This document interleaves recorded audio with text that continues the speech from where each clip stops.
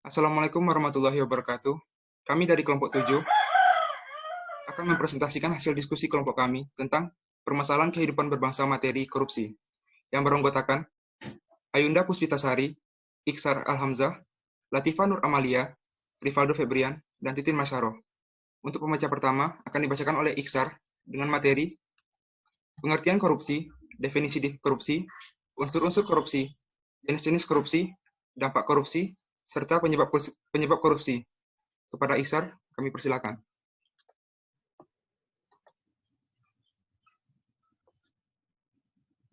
Baiklah, saya akan menyampaikan pengertian korupsi. Pengertian korupsi atau rasuah merupakan sebuah tindakan oleh pejabat publik, baik politisi maupun pegawai negeri, serta pihak lain yang terlibat dalam tindakan itu yang secara tidak wajar dan tidak legal menyalahgunakan kepercayaan publik yang dikuasakan kepada mereka untuk mendapatkan keuntungan sepihak. Pengertian korupsi secara umum adalah perbuatan yang buruk seperti penggelapan uang, penerimaan uang sogokan, dan lain sebagainya untuk memperkaya diri sendiri atau orang lain atau korporasi yang mengakibatkan kerugian uang pada negara.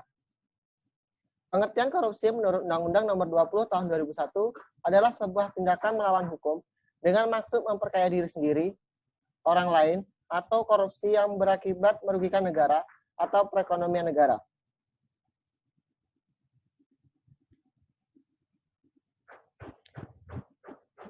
Definisi korupsi menurut beberapa para ahli. Yang pertama, menurut pengertian korupsi menurut Alatas tahun 1987 adalah pencurian yang melalui penipuan dalam situasi yang mengkhianati kepercayaan. Korupsi merupakan wujud perbuatan immoral dari dorongan untuk mendapatkan sesuatu menggunakan metode penipuan dan pencurian. Yang kedua, menurut pengertian korupsi menurut World Bank atau Bank Dunia, yaitu pemanfaat kekuasaan untuk mendapatkan keuntungan pribadi. Pengertian korupsi menurut Guy Benveniste membagi pengertian korupsi menjadi 3 bagian. Yang pertama, korupsi ilegal atau corruption ilegal. Yang kedua, mercenary corruption. Dan yang ketiga, korupsi ideologis atau ideological corruption.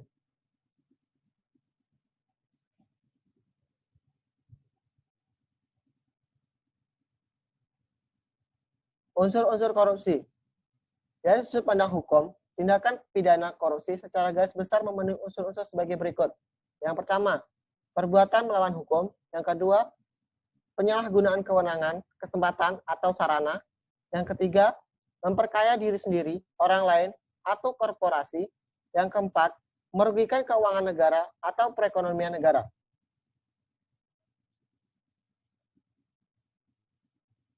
Jenis-jenis korupsi. Ada beberapa bentuk-bentuk korupsi yang dilihat dari tindakannya. Berikut merupakan pembahasan mengenai jenis-jenis tindakan pidana korupsi. Yang pertama, memberi atau menerima hadiah atau janji. Yang kedua, menggelapkan dalam jabatan, penggelapan dalam jabatan. Ketiga, pemerasan dalam jabatan. Keempat, ikut serta dalam pengadaan. Kelima, menerima gratifikasi.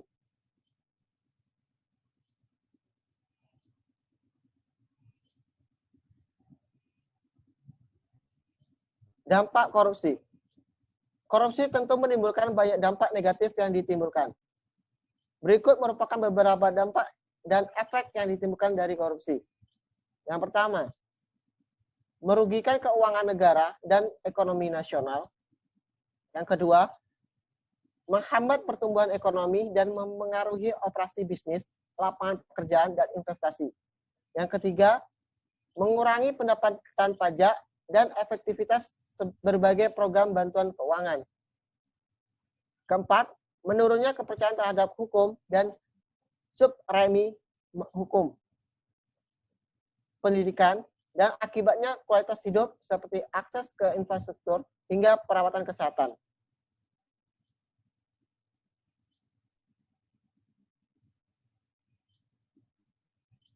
Faktor penyebab korupsi itu ada 2, yaitu faktor internal dan faktor eksternal. Faktor internal. Faktor internal merupakan sebuah sifat yang berasal dari diri kita sendiri. Terdapat beberapa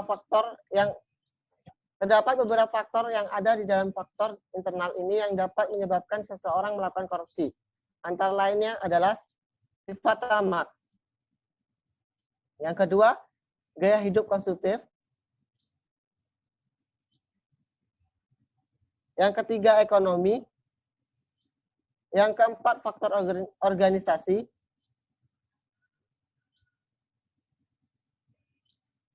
Yang kedua adalah faktor eksternal. Faktor eksternal ini terbagi menjadi dua, yaitu faktor politik dan faktor hukum. Sekian dari saya. Terima kasih. Baiklah, terima kasih kepada Iksar. Selanjutnya, materi tentang kasus terbaru korupsi Jiwasraya akan disampaikan oleh Latifa. Kepada Latifa, kami persilakan.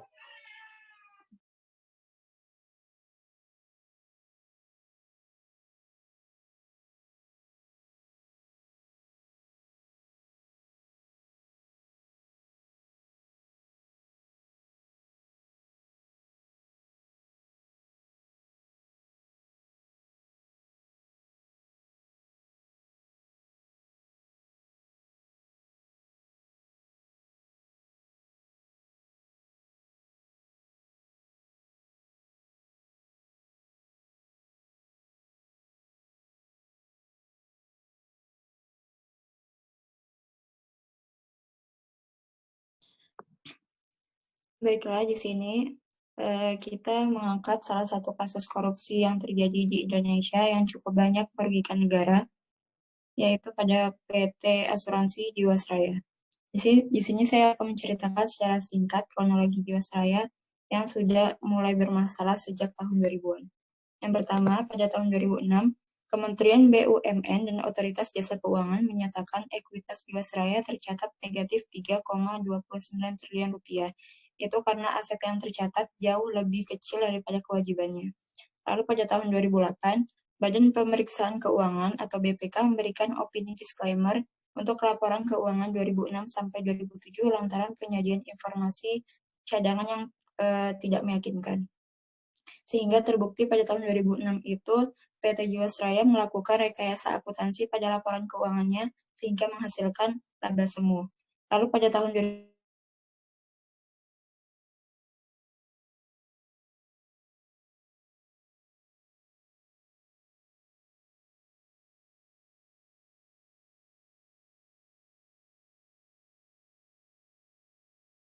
keuntungan reasuransi ini semu dan tidak memiliki keuntungan ekonomis.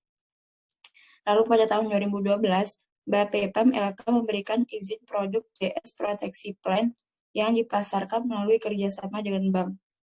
Rupanya bukannya menyehatkan, ini malah menjadi sumber masalah karena pada waktu itu bunga yang ditawarkan cukup tinggi, mulai dari 9% hingga 13%.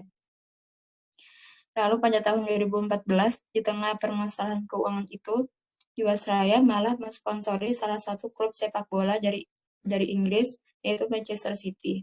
Padahal saat itu OJK meminta kepada Kementerian BUMN untuk melakukan penyihatan keuangan karena Jiwasraya memiliki permasalahan rasio pencapaian solvabilitas kurang dari 120%.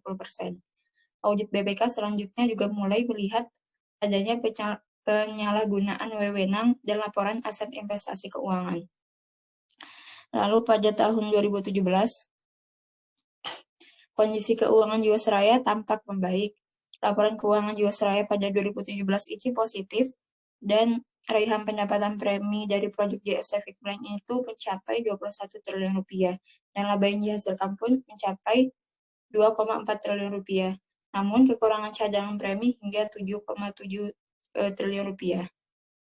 Pada tahun 2018, masalah tekanan likuiditas Jiwasraya mulai tercium oleh publik.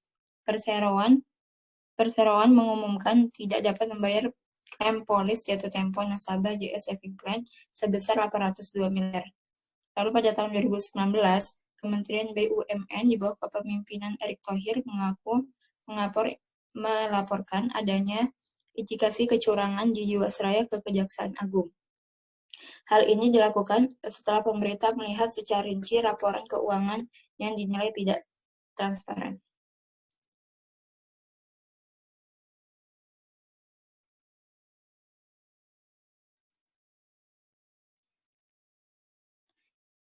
Jadi PT Jiwasraya ini merupakan PT asuransi jiwa tertua di Indonesia yang mengalami tekanan likuiditas karena gagal menginvestasikan dananya yang merugikan negara dan tidak mampu membayar klaim dari nasabah. Sehingga jumlah aset para tersangka yang terduga itu telah disita maupun diblokir dalam rangka pengembalian kerugian negara. Berdasarkan perhitungan BPK, kerugian negara akibat kasus Jiwasraya ini mencapai 16,81 triliun rupiah. Namun total nilai aset yang disita Kejaksaan Agung dari para tersangka itu terkumpul sebesar 13,1 triliun rupiah. Penyidik pun sampai sekarang masih melakukan proses penyelidikan untuk memburu aset-aset para tersangka.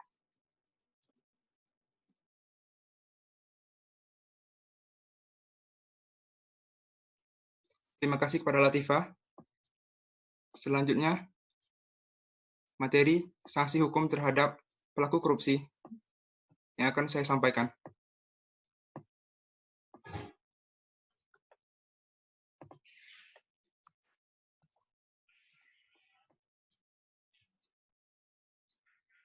Yang pertama, menurut pasal 5 Undang-Undang Nomor 20 Tahun 2001,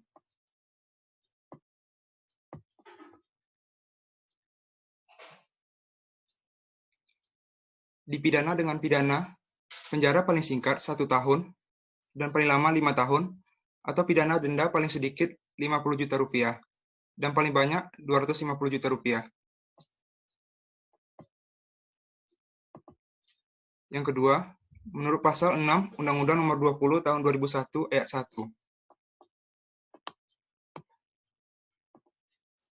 Sanksinya berupa pidana dengan pidana penjara paling singkat 3 tahun dan paling lama 15 tahun. Dan pidana denda paling sedikit 150 juta dan paling banyak 750 juta.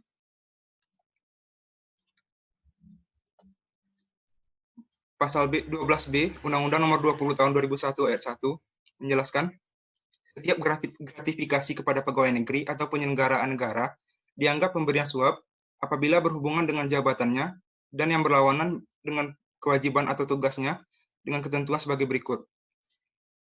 Yang nilainya 10 juta rupiah atau lebih, pembuktian bahwa gratifikasi tersebut bukan merupakan suatu suap dilakukan oleh penerima gratifikasi.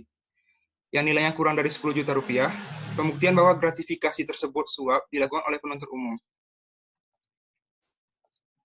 Menurut pasal 12B Undang-Undang Nomor 20 Tahun 2001 Ayat 2, sanksi terhadap pidana bagi pegawai negeri atau penyelenggara negara, sebagaimana disebutkan dalam ayat 1, adalah pidana penjara seumur hidup, atau pidana penjara paling singkat 4 tahun, dan paling lama 20 tahun, dan pidana denda paling sedikit 200 juta rupiah, dan paling banyak 1 miliar rupiah.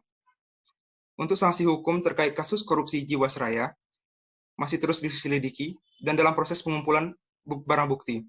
Apabila pelaku terbukti bersalah melakukan korupsi, maka Kejaksaan Agung akan memberikan sanksi pidana penjara dengan tambahan denda apabila total aset tersangka di bawah jumlah kerugian negara.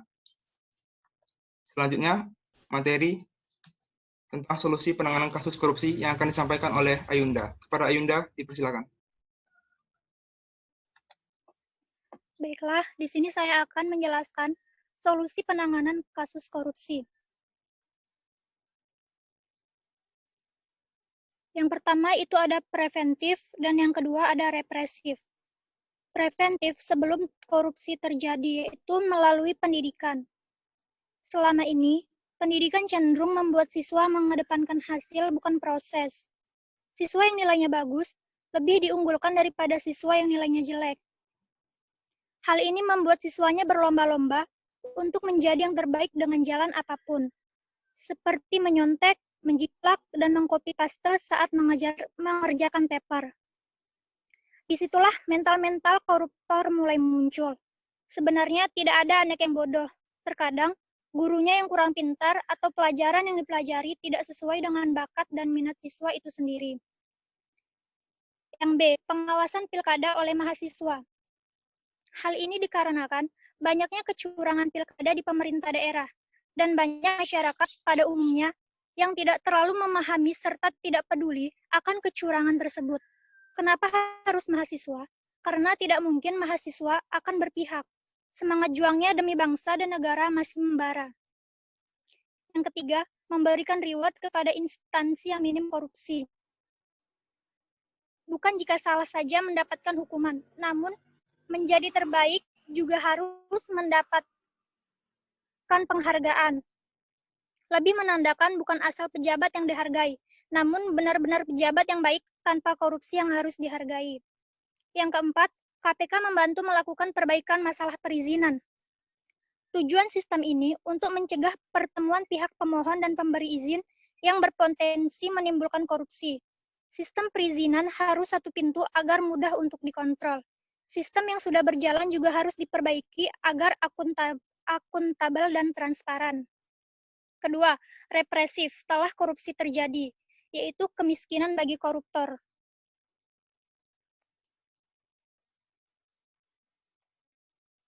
Selain secara preventif, dapat menciptakan rasa takut secara represif pemiskinan bagi koruptor, juga membuat jerat bagi pelaku koruptor.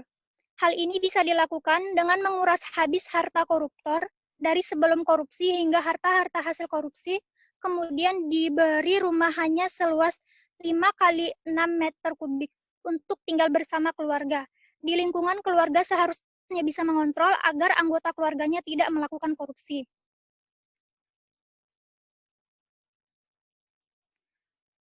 Terus, solusi bagi korupsi untuk kasus Jiwasraya. Yang pertama, reformasi industri asuransi oleh OJK. OJK merupakan otoritas jasa keuangan. OJK ini berencana melakukan reformasi pada industri asuransi. Hal ini berkaca pada keberhasilan reformasi perbankan. Maka reformasi pada industri keuangan non-perbankan pun dinilai perlu dilakukan. Yang kedua, adanya restrukturisasi. Upaya penyelesaian yang kedua adalah dengan melakukan restrukturisasi pada keuangan perseroan. Yang ketiga, OJK bantu lembaga penjamin polis. OJK berencana untuk membentuk lembaga penjamin polis. Pembentukan lembaga berkaca dari kasus gagal bayar PT Asuransi Jiwasraya yang kemudian memunculkan banyak temuan baru. Yang keempat, membentuk pansus atau panitia khusus oleh DPR. DPR berencana untuk membentuk panitia khusus untuk menyelesaikan permasalahan Jiwasraya. Pembentukan pansus ini seiring dengan sudah banyaknya laporan dari masyarakat yang mengadukan soal kasus dugaan korupsi di PT Asuransi Jiwasraya. Bahkan, ada masyarakat yang datang langsung ke komisi yang membidangi masalah investasi, industri, dan persaingan usaha itu untuk mengadukan soal kasus yang diduga merugikan negara Rp 13,7 triliun. Yang keenam, melepas aset Jiwasraya. Salah satu cara yang akan dilakukan lagi ialah melepas aset Jiwasraya. Karena jika aset Jiwasraya dilepas, maka koruptor yang ada akan takut untuk korupsi lagi.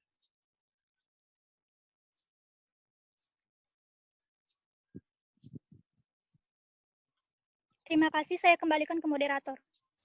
Baiklah, terima kasih kepada Ayunda. Selanjutnya, penyampaian kesimpulan oleh Titin. Kepada Titin, dipersilakan.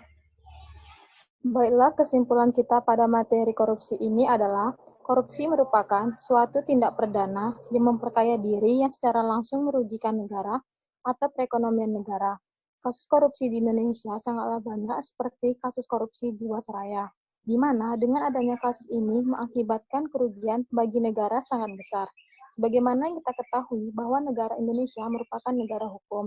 Untuk itu, penanganan dari kasus korupsi Jiwasraya ini telah terdapat dalam pasal 5 Undang-Undang Nomor 20 Tahun 2000, pasal 6 Undang-Undang Nomor 20 Tahun 2001, pasal 12B Undang-Undang Nomor 20 Tahun 2001. Dengan adanya sanksi hukum ini diharapkan tidak ada lagi yang terjerat korupsi.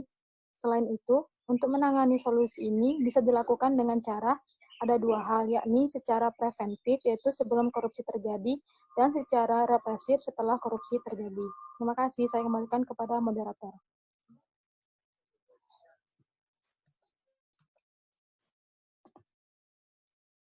Baiklah, terima kasih kepada Titin. itulah tadi presentasi dari kelompok kami. Apabila ada kesalahan atau kekurangan, kami mohon maaf. Wabillahi taufiq wal hidayah. Wassalamualaikum warahmatullahi wabarakatuh. Waalaikumsalam warahmatullahi wabarakatuh.